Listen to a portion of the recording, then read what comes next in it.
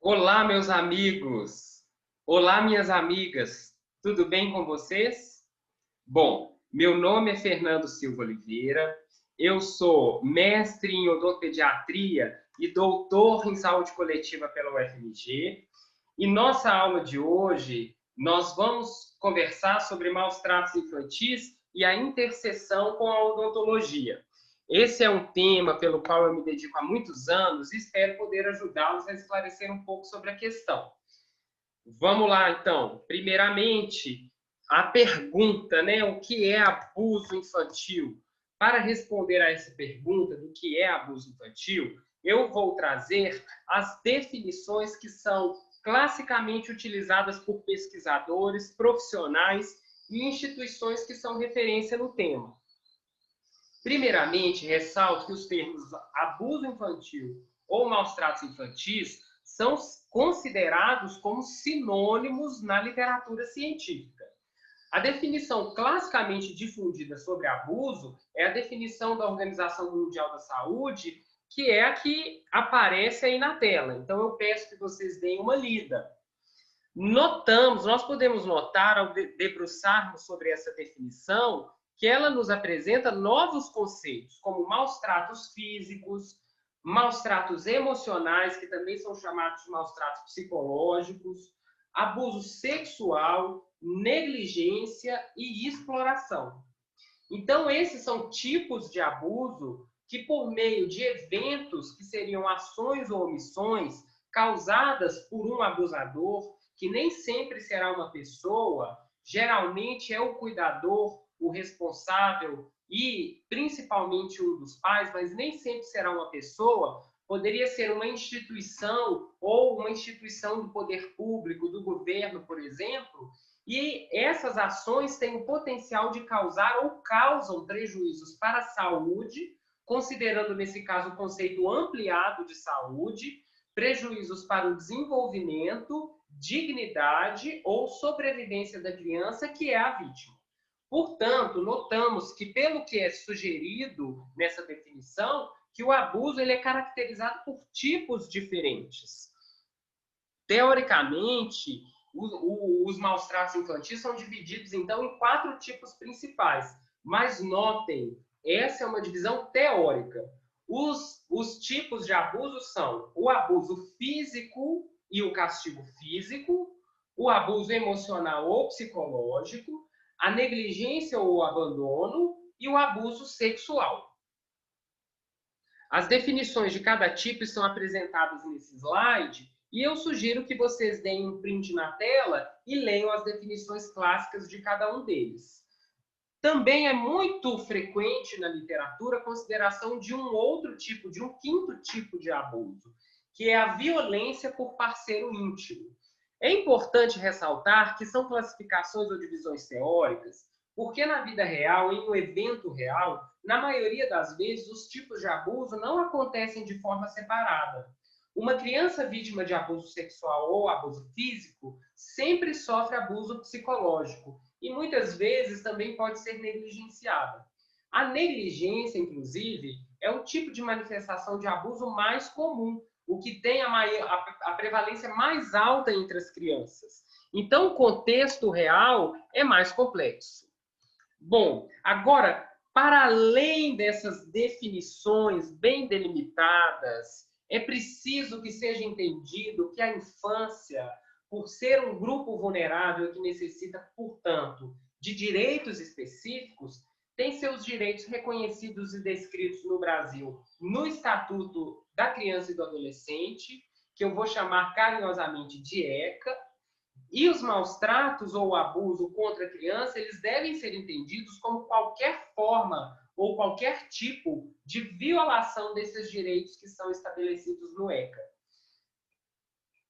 A definição de maus tratos na sociedade, inclusive, ela é determinada por fatores culturais, no que diz respeito às normas culturais e sociais, e também por fatores relacionados aos direitos, tanto no que diz respeito à conquista, quanto à garantia dos direitos. O ECA, então, vem de uma construção histórica longa na luta por direitos infantis. É uma lei federal que reconhece a infância como uma fase de vulnerabilidade e que necessita de direitos específicos. Então, o ECA trata e regulamenta os direitos da criança e dispõe sobre a proteção integral à criança e ao adolescente. Nunca antes na história do nosso país as crianças tiveram seus direitos integralmente reconhecidos, como no ECA. Então, esse é um termo importante, a proteção integral. A proteção integral é definida aí no artigo 4º, que vocês podem ver aí na tela. Esse reconhecimento faz do ECA um marco histórico no nosso país.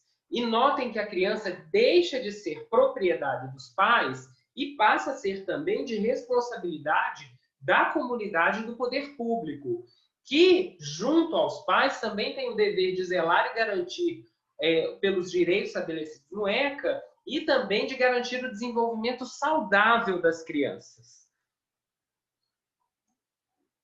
O ECA também determina no seu artigo 13º que os casos de suspeita ou confirmação de castigo físico ou maus tratos, então o castigo físico é considerado maus tratos, né? Eles devam ser obrigatoriamente comunicados ao Conselho Tutelar. Note que é determinado no artigo 13º que deve ser notificado mesmo os casos suspeitos, ou seja, não é necessário que o caso seja confirmado para que ele seja notificado. Então, o ECA é uma lei federal e todos nós estamos sujeitos a ela. Também temos no nosso país a portaria número 4 de 2017 do Ministério da Saúde, que define a lista nacional de doenças e agravos de notificação compulsória, que são as doenças e agravos que, ao serem identificadas por profissionais de saúde, elas devem obrigatoriamente ser notificadas ao Ministério. Essa lista traz como agravo 45 a violência doméstica, e a violência doméstica inclui o abuso infantil. Eu também gostaria de ressaltar sobre a equivocada definição da notificação de abuso como uma denúncia. Segundo o Ministério da Saúde, a notificação ela não é uma denúncia, e tem essa definição sobre notificação. A notificação não é uma denúncia policial, mas uma forma de tanto um profissional de saúde como qualquer outro profissional ou cidadão reportar ao Conselho Tutelar ou órgão competentes que esta criança requer um olhar diferenciado, sendo esse procedimento uma maneira de responsabilizar o poder público de seu dever de proteger a criança. Geralmente, a intervenção do Conselho Tutelar e do poder público sobre a família terá como finalidade reorganizar os vínculos familiares e assegurar o acesso aos serviços públicos. Então, cabe ao Conselho Tutelar investigar aquele caso de abuso que é notificado e, como está descrito ali, o principal objetivo dessa intervenção, né, reorganizar os vínculos familiares. Então, por isso que a gente não pode considerar a notificação como uma denúncia. Eu ressalto ainda que a Lista Internacional de Doenças, a CID-10, apresenta classificações específicas para o abuso infantil, como pode ser visto aí nesse quadro. Agora eu vou comentar com vocês sobre a prevalência de abuso no mundo e no nosso país. O abuso infantil é considerado um problema social complexo com impactos para a saúde, para o desenvolvimento e sobrevivência de crianças e adolescentes. E por isso é considerado um problema de saúde pública. Os números de prevalência de abuso são baseados principalmente nos levantamentos dos órgãos de governo com base em notificações e denúncias feitas aos órgãos competentes. Esses dados subestimam muito a prevalência real de abuso na população, pois a maioria dos casos de abuso não chegam a serem identificadas. E quando são identificadas, a maioria não é notificada. O abusador, ele sempre tenta esconder a violência, né, e o abuso. E o abuso também ele ocorre geralmente na confidencialidade do lar. Então, é muito difícil levantar um número exato de crianças que sofrem abuso no mundo. E muitos estudos mostram que os dados de abuso na população é 10 vezes maior do que o número de denúncias ou notificações de abuso aos órgãos de proteção. Mas a ONU e a Unicef estimam que, no mundo, aproximadamente 950 mil crianças abaixo de 18 anos são mortas todos os anos vítimas de abuso, em consequência do abuso. São 12 maracanãs cheios todos os anos de crianças mortas em decorrência do abuso. É assustador. 1 em 5 mulheres e 1 em 13 homens já foram vítimas de abuso sexual quando crianças.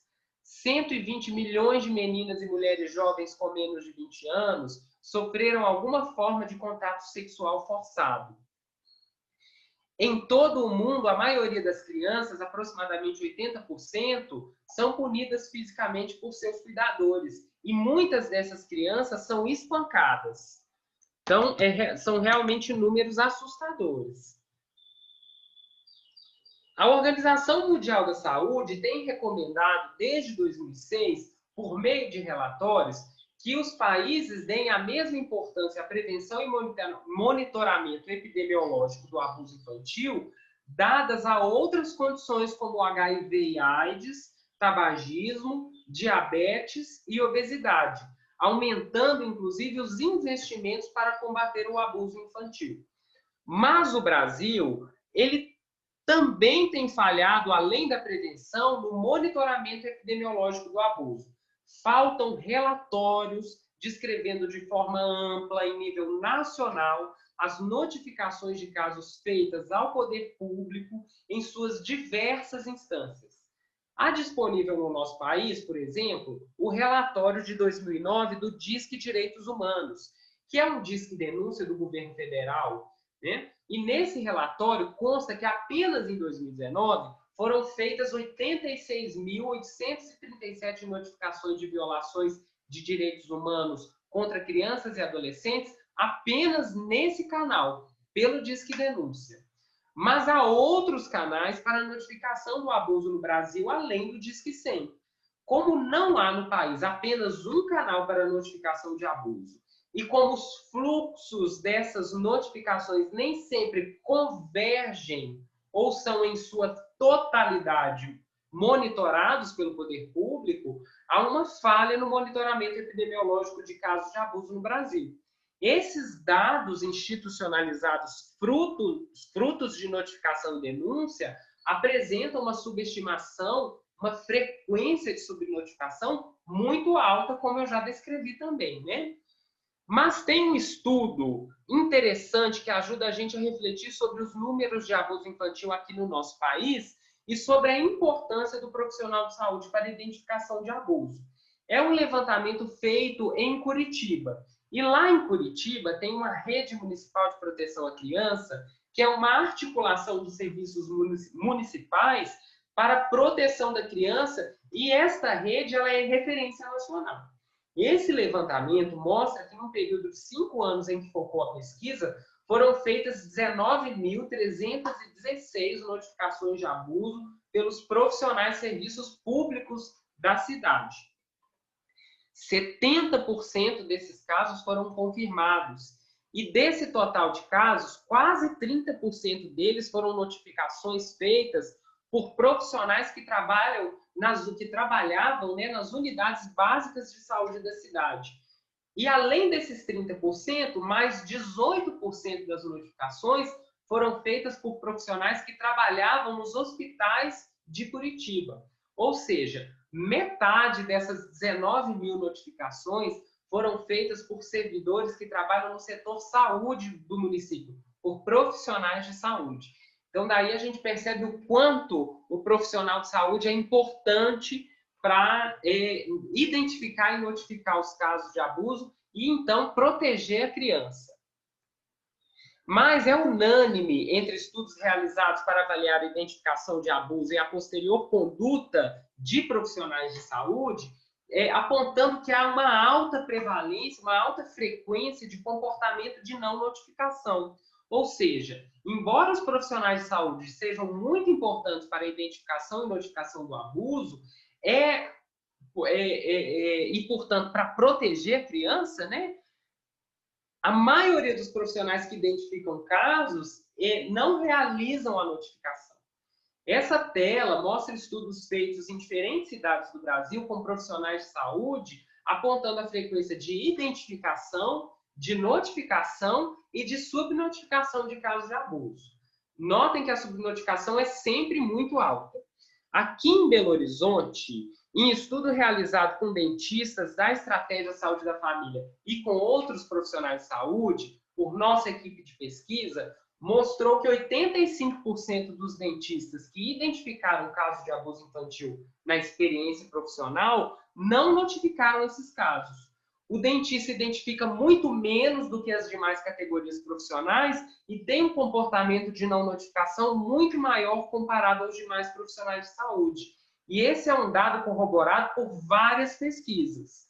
Os prováveis motivos relacionados ao comportamento de não notificação pelos profissionais de saúde estão a falta de conhecimento técnico para identificar e notificar casos, uma vez que não é um assunto abordado na graduação, o receio de quebra do sigilo do processo de notificação e consequente medo de sofrerem algum tipo de retaliação por parte do abusador, o receio de sofrerem algum tipo de implicação legal e o receio de, ao fazerem a notificação, essa conduta causar mais prejuízos que benefícios para a criança, o que se reflete em uma desconfiança no sistema de proteção e nos serviços públicos de proteção à criança. Entre os dentistas, ressalta-se ainda a prática profissional muito curativa e focada em boca, com uma dificuldade muito grande do profissional da área de pensar no paciente de uma forma integral. Espero, por meio dessa aula, por meio dessa nossa conversa, desmistificar pelo menos algum desses motivos que eu citei, tá bom? Apesar desses estudos que mostram que o dentista identifica muito menos abusos comparados a outros profissionais de saúde, alguns estudos apontam que o dentista pode contribuir muito mais para a identificação de casos, pois esses estudos mostram que entre 50% a 75% de todos os casos de abuso infantil envolvem trauma ou lesão em boca, cabeça ou face, que é justamente a área de atuação estrita do dentista.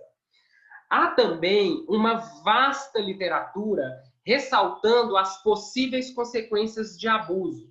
As consequências são divididas principalmente em consequências físicas, como fraturas, lesões e limitações físicas, consequências psicológicas de saúde mental e comportamental, como o abuso de álcool e drogas, depressão, ansiedade, baixa autoestima, desordens alimentares e do sono, obesidade, comportamento suicida, entre outros, e também consequências sexuais e para a saúde reprodutiva, como DSTs, hoje em dia chamadas de ISTs, gravidez precoce, abortos desprotegidos, entre outros, e, por fim, doenças crônicas, como desordens cardiovasculares e diabetes. Bom, então, essas consequências do abuso são amplamente discutidas na literatura científica. Agora, nós vamos abordar especificamente sobre a abordagem clínica de pacientes potencialmente vítimas de abuso por dentistas no cotidiano profissional. Há vários fatores de risco para o abuso infantil, e é preciso que o profissional esteja atento a esses fatores de risco. Conhecendo os fatores de risco, o profissional poderá ficar atento a grupos vulneráveis e com maior risco de sofrerem abuso. Mas a observação desses fatores também pode ajudar o profissional a embasar uma suspeita de maus tratos quando o profissional observa um sinal de abuso e estabelece uma suspeita. As pesquisas sobre o tema e a Organização Mundial da Saúde dividem os fatores de risco em 3 grupos diferentes.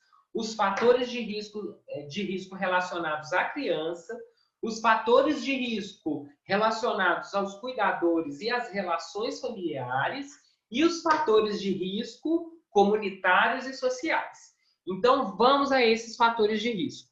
Os fatores de risco relacionados à criança, eu vou citar primeiramente a faixa etária. Aproximadamente 30% dos casos ocorrem com crianças de até 4 anos. A frequência de mortes também é maior entre crianças de até 4 anos. Como grupo de risco, é preciso que se tenha, então, uma atenção especial sobre crianças de até 4 anos de idade. Isso acontece porque crianças mais novas são mais vulneráveis, têm mais dificuldade de estabelecer contatos sociais protetivos e mais dificuldade de se comunicarem, né? Entre meninos e meninas, há uma distribuição mais ou menos igualitária, mas há uma tendência maior de abuso entre meninas, né? As meninas, elas também são grupo de risco para abuso sexual. As meninas sofrem mais abuso sexual que os meninos. Também há fatores de risco relacionados com a rejeição da criança pelos responsáveis ou pela família. Então, crianças com necessidades especiais físicas e mentais e chorar persistente. E, além disso, adolescentes com identificação como lésbica, gay, transgênero ou bissexual são grupos de risco. Sobre a idade, há uma distribuição que varia com relação ao tipo de abuso.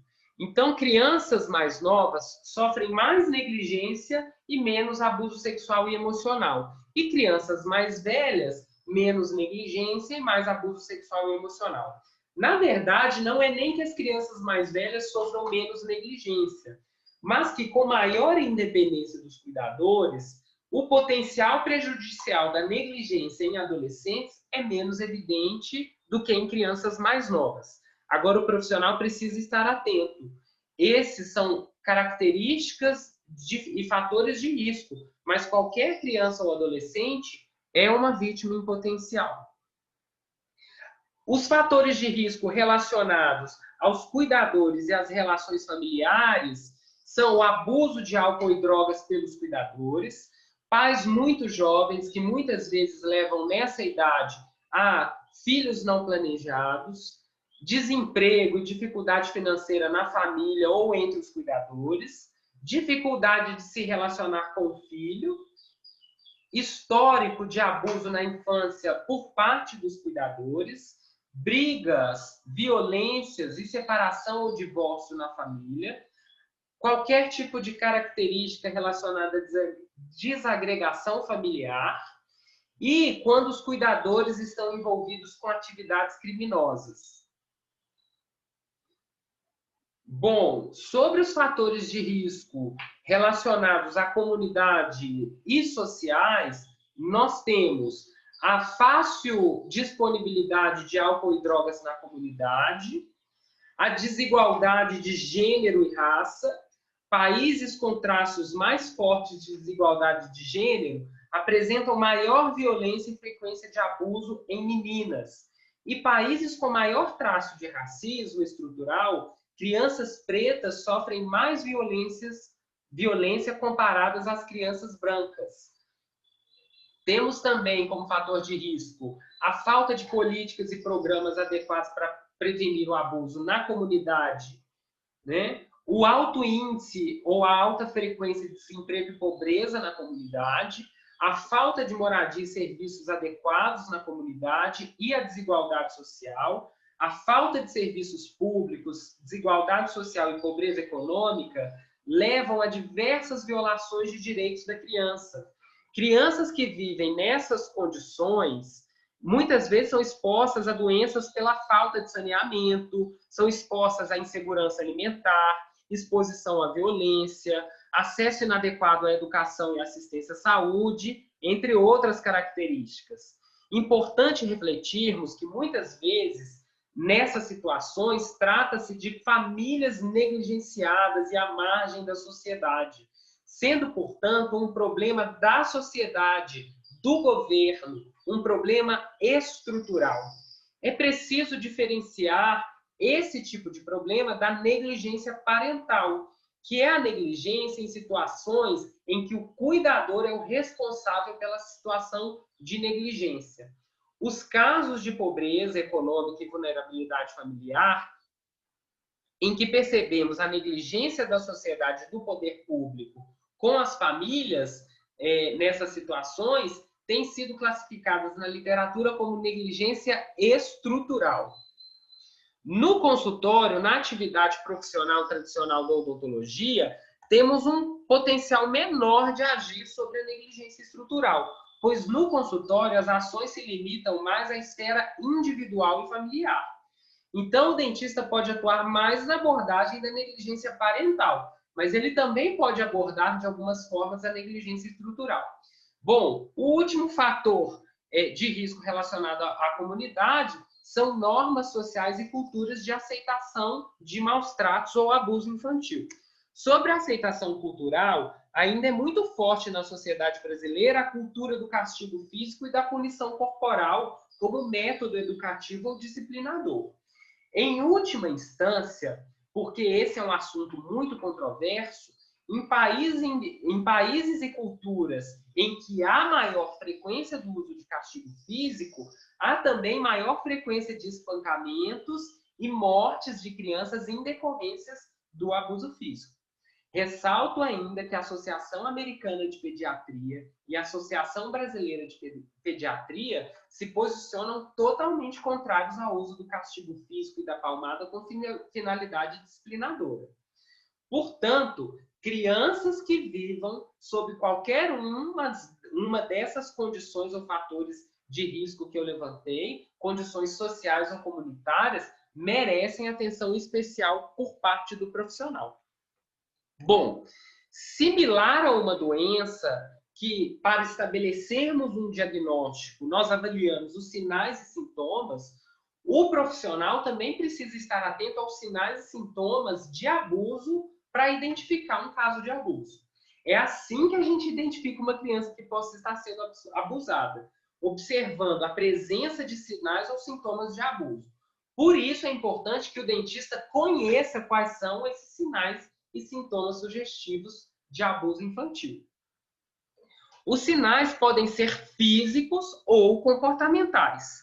Os sinais físicos podem estar em boca ou região de cabeça e pescoço, mas também podem estar em outras regiões do corpo. Obviamente, devido à área de atuação estrita da odontologia, é natural que o dentista consiga avaliar com mais atenção e oportunidade lesões em cabeça e pescoço. Mas ele também deve estar atento a outras lesões em outras regiões do corpo. Os sinais comportamentais podem ser observados na criança ou na interação entre os pais ou responsáveis com a criança. Então, existem dois tipos de sinais comportamentais. Os sinais comportamentais na criança também são chamados de sinais psicológicos e também são consequências do abuso, mas ao invés de físicas, são consequências psicológicas. Esses sinais, tanto os físicos quanto os psicológicos, podem ser muito específicos ou sugestivos de abuso, como, por exemplo, os sinais patognomônicos de uma doença. Eu posso dar como exemplo de sinal muito característico físico de abuso um hematoma em forma de mão. Ou então, um pai que xinga violentamente o filho ou bate no filho com severidade. Esses casos de sinais muito específicos, quando eles são identificados, eles devem ser notificados. E aí a gente vai falar daqui a pouco como notificar. Os sinais, eles também podem ser sinais sugestivos, mas que não sejam muito específicos. Como, por exemplo, os sinais de uma doença que não são sinais patognomônicos. Nesse caso, o profissional ele deve, de forma sutil, iniciar um processo de investigação daquela suspeita, que deve seguir uma progressão lógica, em que o profissional busca a história da lesão, se a suspeita foi despertada por uma lesão, né? Então ele tem que buscar a história dessa lesão, e a história médica, exame físico daquela criança, em busca de outros sinais e sintomas ou informações que ajudem a embasar aquela suspeita. Se um sinal que não é exclusivo de abuso desperte a suspeita, a ideia é que, seguindo essa lógica de investigação, o profissional monte uma colcha de retalhos, ou seja, um conjunto de informações que o ajude a embasar essa suspeita. Se essa suspeita se fortalece quando o profissional realiza essa investigação, o profissional deve realizar a notificação dessa suspeita. Nós vamos aprofundar nesse processo de investigação da suspeita daqui a pouco, tá bom? Primeiramente, é preciso entender que essa suposta vítima, né, essa vítima em potencial de abuso, ela pode comparecer ao consultório de duas formas diferentes. Pode ser um paciente que já está em tratamento com o profissional, seja por um período curto, enquanto tem aquele plano de tratamento definido, ou seja por um período longo, quando temos a oportunidade de acompanhar o desenvolvimento desse paciente. E que, nesses casos, o profissional, às vezes, nesses atendimentos, possa nunca ter observado sinais ou sintomas que despertassem uma suspeita de abuso. Mas é preciso que o profissional esteja atento a todas as sessões, pois em uma dessas sessões de atendimento, o paciente pode apresentar algum desses sinais ou sintomas suspeitos. Essa vítima potencial também pode comparecer ao consultório especificamente para tratar uma lesão em boca. E muitas vezes essa lesão ela pode ser em decorrência de um episódio ou um evento de abuso. Sendo necessário, portanto, que o profissional esteja atento a essas lesões que possam ser em decorrência de abuso e sempre se pergunte se essa lesão é acidental ou em consequência de abuso. Por exemplo, pode acontecer com um paciente que procura o consultório com o seu responsável para tratar uma fratura no dente, né? Então, essa fratura ela pode ser em decorrência de abuso. Independente de como o paciente compareceu ao consultório, se é um paciente que já está em tratamento ou já é acompanhado, ou se é um paciente que compareceu ao consultório para tratar uma lesão ou condição em boca, é preciso que o profissional esteja atento e observe os sinais físicos e ou comportamentais sugestivos de abuso. Essas vítimas podem apresentar, portanto, sinais físicos ou comportamentais. Como eu já falei, a suspeita ela pode ser despertada por um sinal físico ou por um sinal comportamental.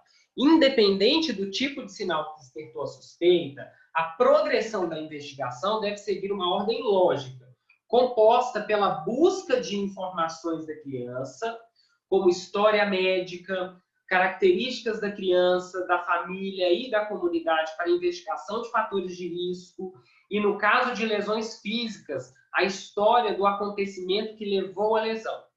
Após a busca e coleta das informações, o profissional deve então realizar o exame físico e o exame bucal, como está nessa imagem aí no slide, tá bom? Quando a suspeita ela é despertada por uma lesão física, a investigação se inicia pela busca de informações sobre aquela lesão física observada. Perguntas como, por exemplo, onde aconteceu a lesão? Onde a criança estava quando aconteceu a lesão? Né? Quem estava presente junto com a criança? Quais as circunstâncias daquele evento que levou àquela fratura ou àquela lesão? Qual a história da lesão? Né? Então, o profissional ele deve também, além dessas questões relacionadas à lesão, buscar informações sobre a história médica do paciente, características pessoais, familiares e comunitárias, pois características que o coloquem em grupo de risco podem esclarecer a suspeita ou ajudar o profissional a embasar essa suspeita. Nós já conversamos sobre esses fatores de risco, né? O profissional também deve observar a interação comportamental entre o cuidador e a criança.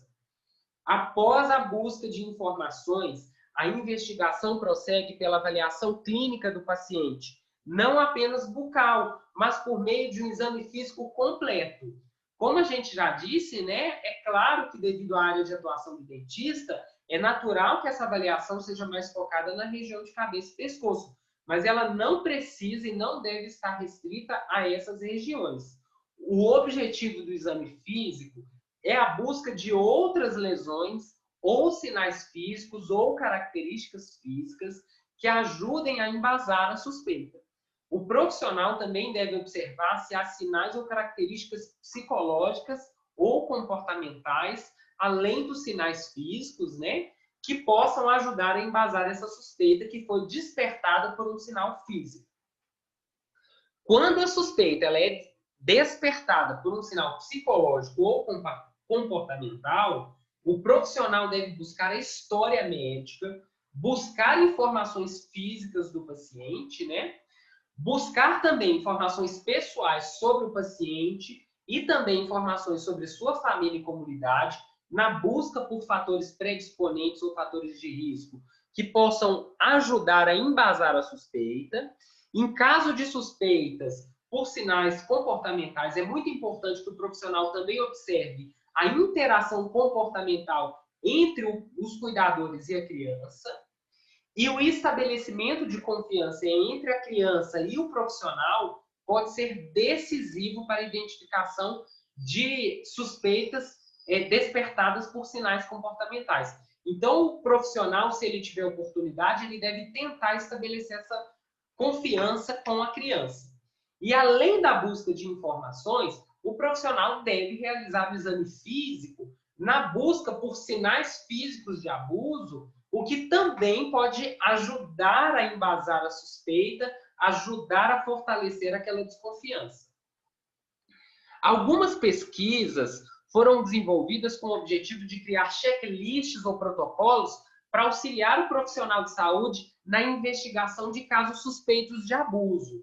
Eu apresento a vocês esse checklist simplificado. Ao se deparar, então tirem um print screen aí, façam um print screen aí da tela.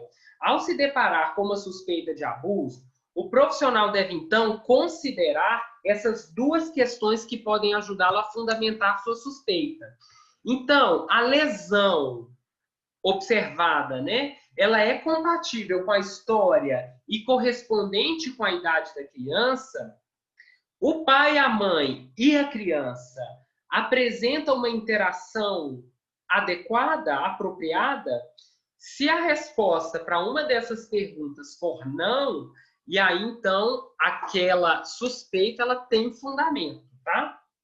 Perceba então que frente a uma lesão física suspeita de ser consequente de abuso, a conduta é que o profissional investigue a história que levou àquela lesão e avalie se a história é compatível ou não com a lesão observada. A observação da interação comportamental entre o cuidador e a criança pode denotar relação com vários tipos de abuso. Ou seja, a interação comportamental anormal ou incomum pode denotar e ajudar a embasar suspeita de abuso físico, emocional, negligência ou até mesmo sexual. Bom, a partir de agora, eu vou começar a descrever para vocês quais são esses sinais físicos, psicológicos ou comportamentais da criança e a interação comportamental entre cuidador-criança que podem ser sugestivos de abuso. A observação desses sinais ela deve ser iniciada assim que a criança entra no consultório, tá? A equipe, então, ela precisa estar treinada e preparada para reconhecer sinais. O dentista pode, então, conversar com a recepcionista, com a técnica de saúde bucal e com o auxiliar de saúde bucal sobre esses sinais e sintomas sugestivos. O profissional e a equipe devem avaliar a postura, a aparência, modo de andar, estatura e compleição, que é a constituição física daquela criança, porque essa observação também pode levar a sinais sugestivos. Vestuário inapropriado para o tempo é muito sugestivo, porque em caso de abuso físico, quando há marcas, o abusador tenta esconder aquelas marcas. Então, se tiver um tempo quente, deve-se observar se aquela criança frequentemente vai à consulta com vestuário de tempo de frio, né? Isso pode ser sugestivo. Vestuário com padrão inferior ao da família pode ser sugestivo de negligência. Com relação aos sinais ou lesões físicas, como eu já comentei, elas podem ser muito sugestivas de abuso ou não. Podem estar em cabeça ou pescoço, sendo muito frequente nessas regiões, mas também podem estar em outras regiões do corpo e muitas vezes precisam ser combinadas com outras informações, como a anamnese, a história da lesão, exame físico e, às vezes, outros exames para confirmação ou embasamento da suspeita. Mas é importante que, diante de uma lesão ou sinal físico, o profissional tenha uma posição de questionamento, perguntando-se: essa lesão trata-se de uma lesão ou trauma acidental ou é intencional? E a partir daí, partir para a investigação, né? De um modo geral, casos de agressão, violência que tenham maior potencial de gerar prejuízos ou que não possam ser abordados, tratados e acompanhados pelo profissional e pela equipe, devem ser notificados. Frente a uma lesão física ou trauma que desperte suspeita, como conversamos, o profissional deve buscar a história que levou àquela lesão para avaliar se a história é ou não compatível com aquela lesão. E aqui, então, eu vou comentar com você sobre alguns sinais que podem indicar incompatibilidade entre a história contada e a lesão apresentada.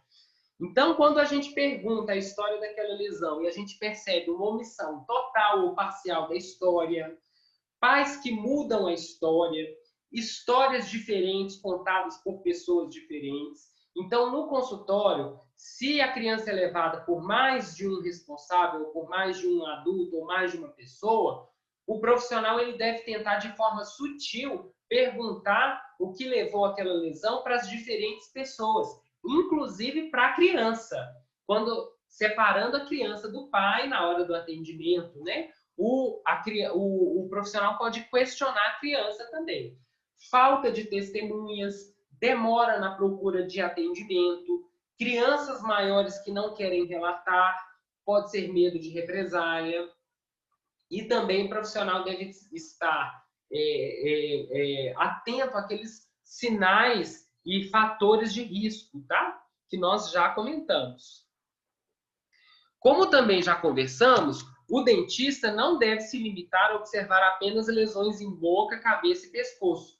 Naturalmente, o dentista poderá observar com mais oportunidade as lesões nessas regiões. Então, por isso, eu vou comentar aqui quais são as lesões em boca mais comuns em decorrência de abuso.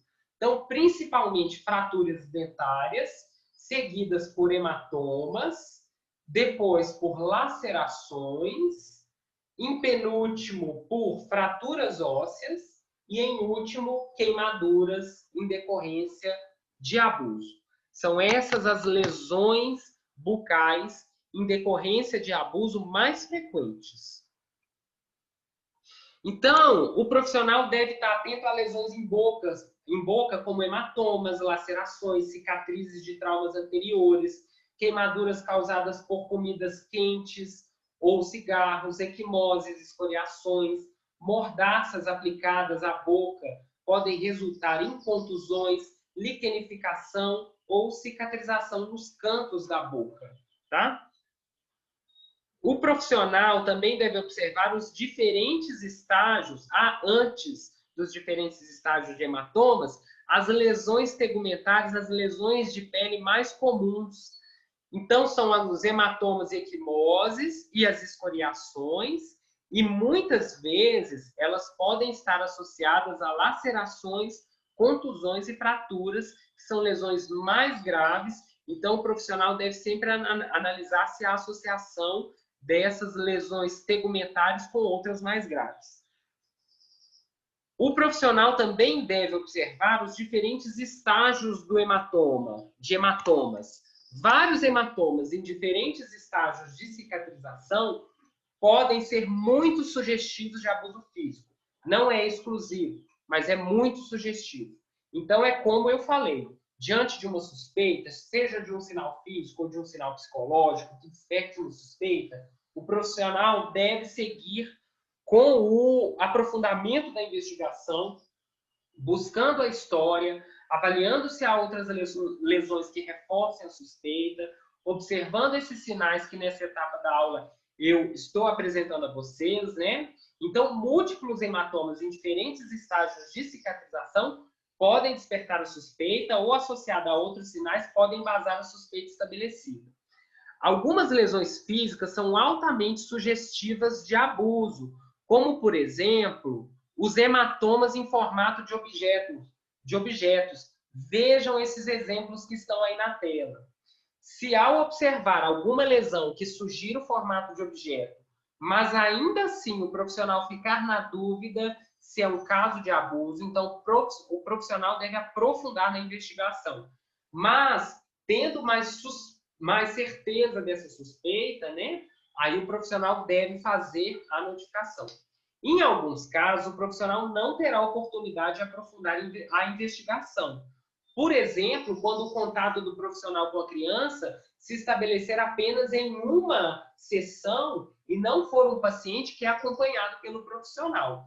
Nesse caso, o profissional deve usar o bom senso. E frente a uma lesão que tem história incompatível, o profissional deve considerar a notificação. Agora eu vou descrever uma série de lesões em boca, cabeça, pescoço e demais regiões que o profissional deve estar atento ou para estabelecer a suspeita ou para a investigação para embasar uma suspeita já estabelecida. O exame físico para fins de organização, ele deve ser iniciado de cima da cabeça para baixo.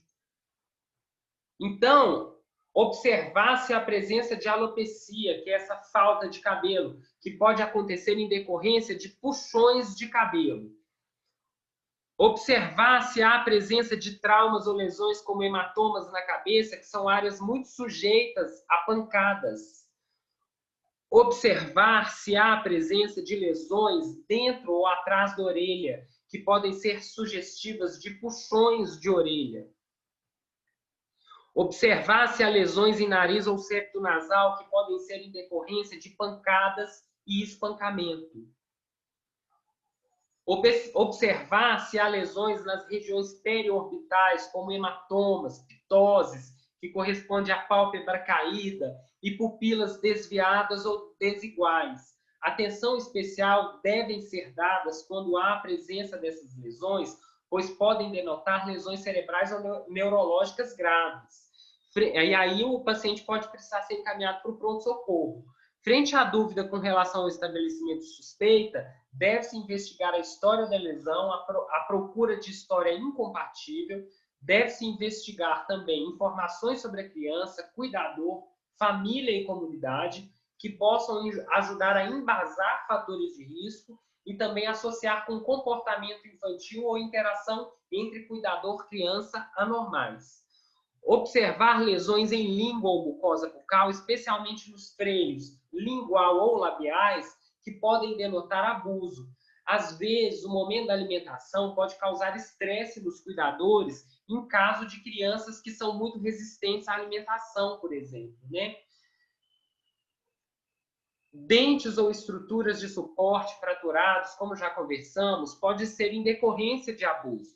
É uma condição muito comum em odontopediatria e o profissional deve investigar se aquela lesão é acidental ou intencional.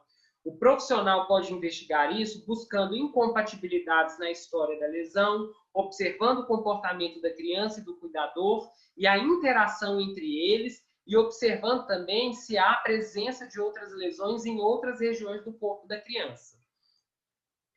Lesões ou traumas em maxila ou mandíbula, alterações oclusais que possam ser em decorrência de trauma e desvios da ATM também podem ser em decorrência de abuso. E o profissional precisa investigar se são acidentais ou intencionais quando presentes.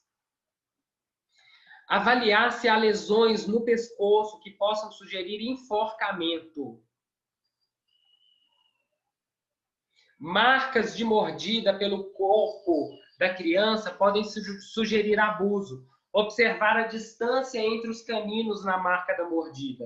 Quando essa distância é superior a 2,5 centímetros, 2,5 centímetros, sugere que é uma mordida de adulto e, nesse caso, é sugestivo de abuso.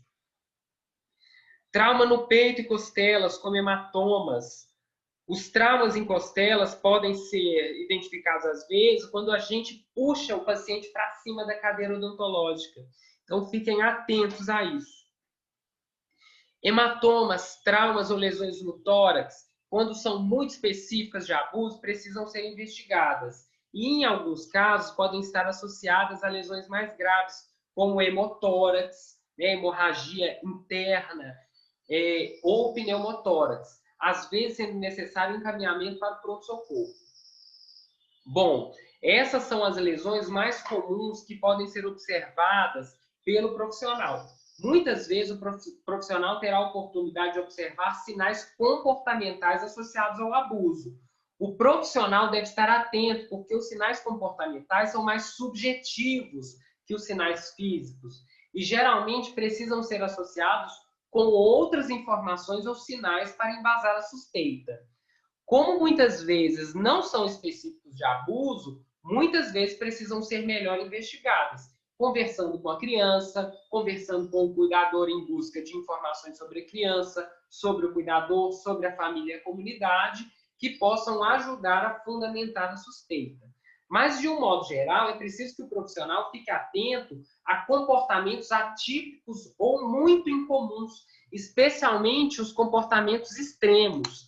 Aqui a gente pode citar o comportamento muito agressivo, a criança muito temerosa, arredia, agressiva. A criança pode adotar posição de defesa, encolher-se e proteger o rosto. Ou muito apático, sonolento, depressivo, triste, já não esboçando muita defesa. Nesse caso de apatia, está muito relacionado, é muito em decorrência de abuso, está muito associado à situação de abuso crônico e recorrente, o que leva a criança à apatia e não reagir mais a alguns estímulos, né?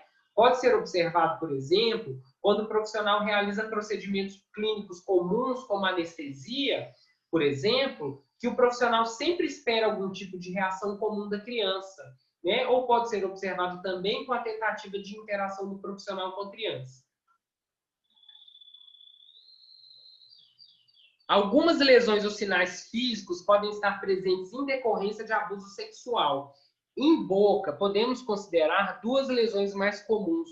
O eritema no palato, principalmente quando está ali na região entre palato duro e palato mole, que pode ser em decorrência de sexo oral e é muito sugestivo quando presente em crianças ou adolescentes.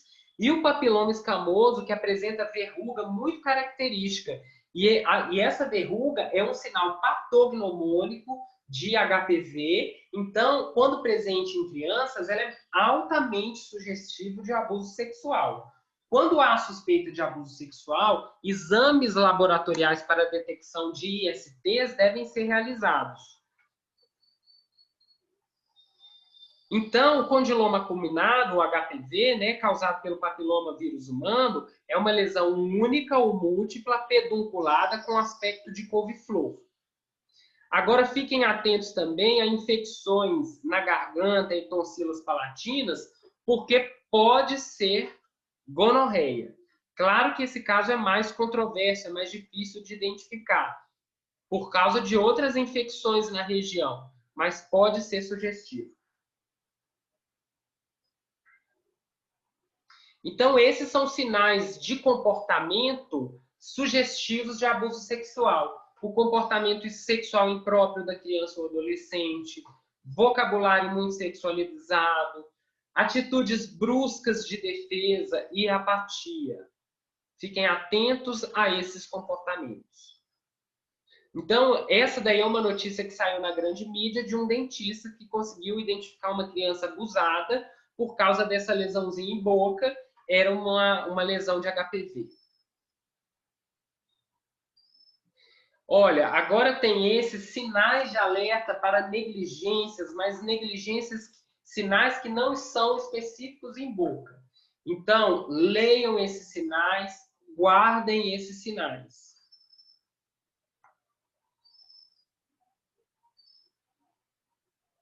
Na literatura, também é descrita condições específicas de negligência, como a negligência médica e a negligência odontológica, que se caracteriza pela falha intencional. Note que essa é uma condição de intencionalidade por parte dos cuidadores. É um fator preponderante para a identificação nessa questão da intencionalidade, tá? Então, é uma falha intencional dos cuidadores em garantir cuidados médicos ou odontológicos necessários. É importante a avaliação da intencionalidade em não garantir o atendimento odontológico necessário, porque precisamos ressaltar algumas características, como a crença amplamente difundida de que os impactos das alterações odontológicas na dentição decídua é menos prejudicial, por ser uma dentição transitória, né? E também a falta de acesso à assistência da saúde, que ainda é uma dura realidade em um país tão desigual como o nosso. Então, quando estabelecida a intencionalidade dos cuidadores sobre aquela condição de negligência odontológica, a conduta indicada é a notificação do caso.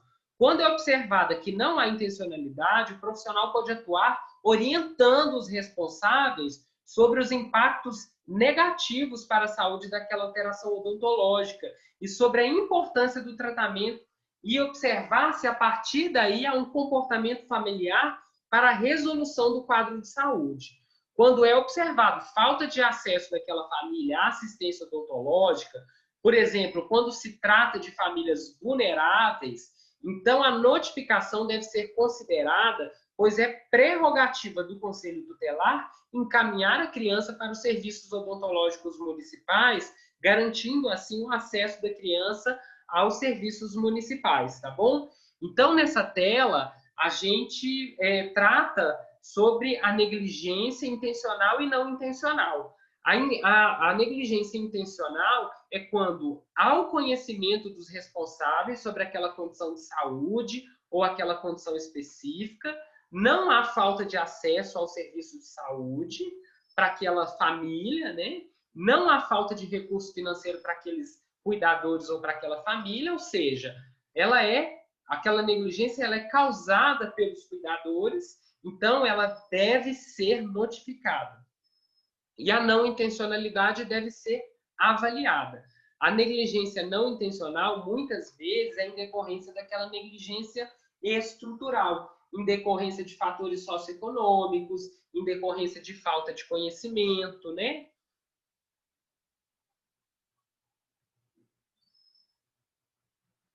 Bom, sinais comportamentais, pais, filhos com relação atípica, pais evitam o contato com o profissional, pais arrogantes e agressivos quando questionados sobre a condição do filho.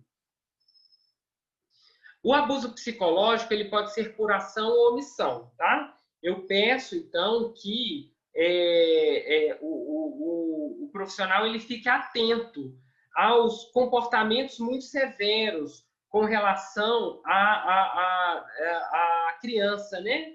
Se o pai é muito severo e rejeita aquela criança, então o profissional deve estar atento, porque pode ser um caso de abuso psicológico.